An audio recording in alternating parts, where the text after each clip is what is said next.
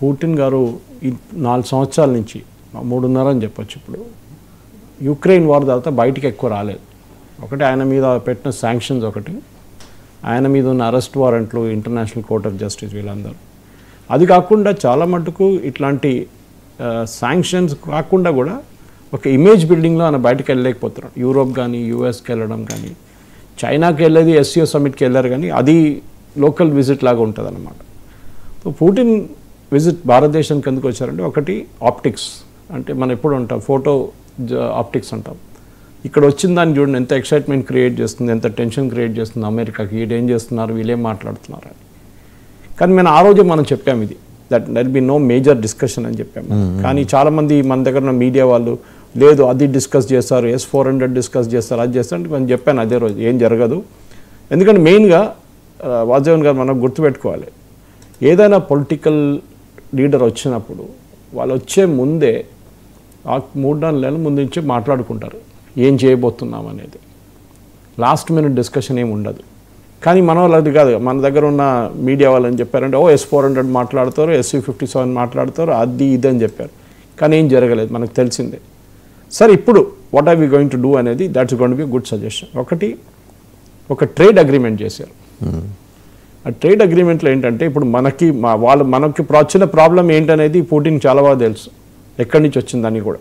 ఎందుకంటే వాళ్ళ దగ్గర నుంచి క్రూడ్ ఆయిల్ కొనుక్కున్నాం, దానికైతే మన మీద ఆంక్షలు పెట్టారు, మన మీద శాంక్షన్ పెట్టారు. సో పుటిన్ ఏమన్నారంటే మీకు జరిగిన నష్టం మొత్తం నేను తీర్చలేను, 3 సెక్టర్స్లో బేసిక్లీ డివైడ్ చేయొచ్చు మన మేజర్ లాసెస్. ఒకటి టెక్స్టైల్స్, నెక్స్ట్ షింప్స్, మన ఆంధ్ర వైపు నుంచి చాలా మటుకు కేరళ నుంచి వెళ్ళే షింప్స్ ఒకటి.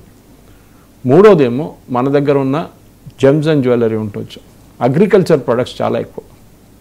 సో ఈ 3 సెక్టర్, అగ్రికల్చర్ సెక్టర్, మన దగ్గర ఉన్న టెక్స్టైల్స్ అండ్ షింప్స్, ఈ 3 దీని మీద ఒక స్పెషల్ ఒప్పందం జరిగింది.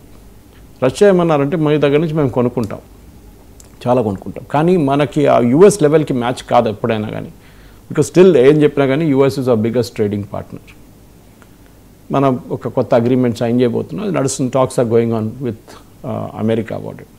సో బేసిక్లీ పుటిన్ వచ్చేమన్నారంటే ఇదొకటి. రెండవది మనం ఒక అగ్రిమెంట్ గురించి మాట్లాడాం, రెలాస్ అని చెప్పేసి, దాన్ని దీనికన్నా ముందు ఒక డిబేట్లో మాట్లాడాం. భారతదేశం నుంచి ఉన్న ఇండియన్ ట్రూప్స్ అక్కడ వెళ్ళి, ఇండియన్ షిప్స్ అక్కడ వెళ్ళొచ్చు, వాళ్ళు ఇక్కడ రావచ్చు. అదొకటి ఉన్నప్పుడు ఒక చాలా ఇంపార్టెంట్ అనౌన్స్మెంట్ చేశారు. భారతదేశం నుంచి blue collar and white collar workers, అంటే అన్స్కిల్డ్ అండ్ స్కిల్డ్ వర్కర్స్ని మాకు చాలా తక్కువ ఉన్నారు. అంటే వీళ్ళకి ఏమైందంటే ఈ యుక్రెయిన్ వార్ తర్వాత వాళ్ళ ఇండస్ట్రీ మొత్తం ధ్వంసం అయిపోయింది.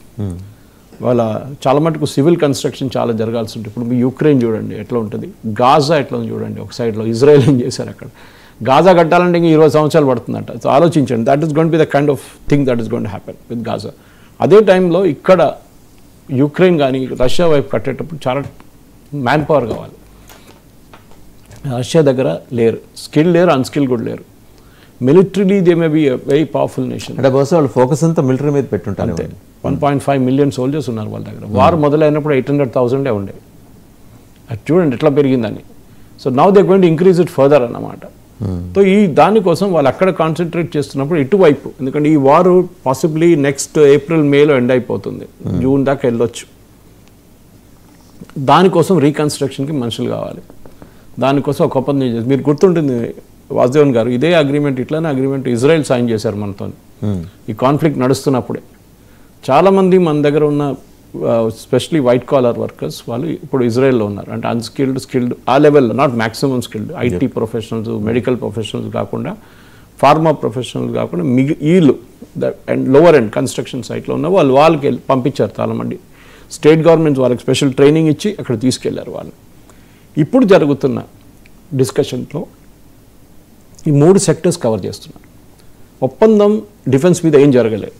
ఓకే, ఎందుకంటే అది ఒక లాంగ్ టర్మ్ పర్స్పెక్టివ్. అది కాకుండా ఓవర్ నైట్ అయితే కాదు, అది మనం కొనుక్కుంటే ఏమైనా మళ్ళీ ప్రాబ్లం వస్తుందని ఇండియాకు కూడా చాలా బాగా తెలుసు. ఎందుకంటే ఇది మీరు చెప్పినట్టు ఈ అగ్రిమెంట్లో కూడా మనం చాలా మటుకు ఎక్కడ తీసుకొస్తాం, ఏం కొంటాం అనేది అమెరికా చూస్తూనే కూర్చున్నారు అటువైపు.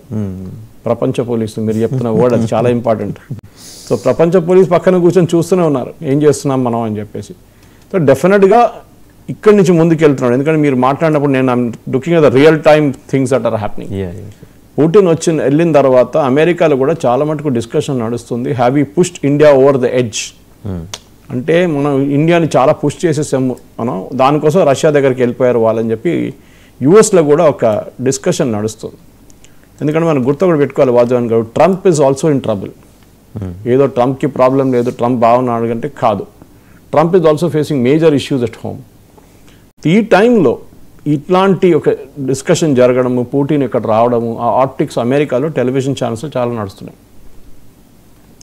మీరు చూసుంటారు, మొన్న ఒక ఆర్టికల్ వచ్చింది ఇక్కడ ఒక న్యూస్ పేపర్లో, అని పేరు తీసుకొని వాళ్ళది, 3 యూరోపియన్ ఎన్వాయిస్ మన దగ్గర ఉన్న సీనియర్ డిప్లొమాట్స్ ఒక లెటర్, ఒక ఆపెడ్ రాశారు, option opposite editorial page, Putin విజిట్ని క్రిటిసైజ్ చేస్తూ. దాని గురించి పెద్ద ఒక స్టోరీ నడుస్తుంది, వాళ్ళకి ఎంత డబ్బులు ఇచ్చుంటారో, వాళ్ళ ఎడిటర్ని ఒక ఫారిన్ టూర్లో తీసుకెళ్తారో. ఓపెడ్ రాశారు ఒకటి. ఎందుకు, why are they interfering in India's affair? రేపు వాళ్ళ దగ్గరికి ఎవరైనా ఇంకో లీడర్ వస్తే వాళ్ళ వైపు వస్తున్నప్పుడు మనం దాని గురించి ఏమైనా చెప్తామా? చెప్పాం కదా, మనం మాట్లాడడం దాని. పైగా బ్యూరోక్రాట్స్కి ఏంటి అవసరం వాళ్ళకి, అంబాసిడర్స్ కమిషనర్స్ వాళ్ళకి. So countering America is a big thing. ఎందుకంటే అమెరికాకి ఏంటంటే మేము చెప్పింది మీరు వినాలి, మీరు వినకపోతే మిమ్మల్ని మేము తాళం ఎక్కడైనా పడేస్తాం. అది అమెరికా ఫిలాసఫీ అన్నమాట. ఇప్పుడు పుటిన్ గారు వచ్చి ఆయుధాలు ఎందుకు సైన్ చేయలేదంటే it's on the prohibited list. మీరు ఏమైనా చేస్తే ఆయన ఇమ్మీడియట్ శాంక్షన్స్ పెట్టారు అటువైపు నుంచి. మీరు చెప్పిన ఈ చట్టాన్ని, ఎందుకంటే అమెరికా ఎప్పుడు యూజ్ చేశారు, ఇది మన దగ్గర గుర్తుంటుంది వాజవాన్ గారు, మన పోఖ్రాన్ చేసినప్పుడు కూడా మన మీద శాంక్షన్స్ పెట్టారు. Not just US, even Europe. మన యూరోప్ని ఎప్పుడు మర్చిపోకూడదు, వాళ్ళు దానికన్నా పెద్ద విలన్స్ వాళ్ళు. ఎందుకంటే they are on declining thing Europe, especially NATO.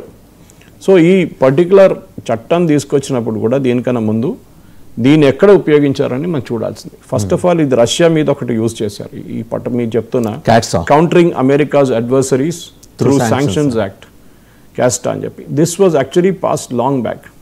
2017లో దీన్ని signed into law by then Donald Trump, first term Donald Trump.